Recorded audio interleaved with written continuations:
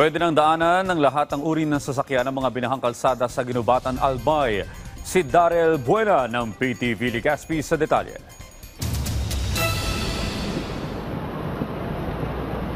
Nagulat ang mga residente ng barangay Masarawag sa bayan ng Ginubatan dito sa lalawigan ng Albay nang rumagasa ang tubig baha kahapon.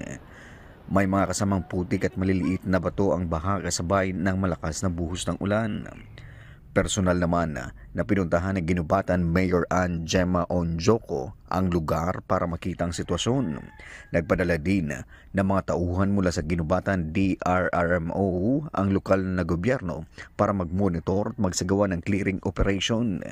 Tambak naman ng graba at buhangin ang naiwan sa kalsada at ibang parte ng apektadong barangay matapos humupa ang tubig baha bago mag-alas 6 ng gabi. Sa huling impormasyon na pinalabas ni Mayor Onjoco, pwede nang daanan ang lahat ng uri ng sasakyan ang mga ibinahang kalsada.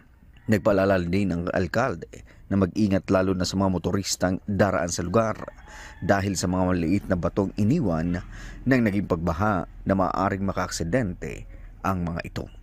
Mula dito sa PTV Legazpi, Darrell Buena para sa Pambansang TV sa Bagong Pilipinas.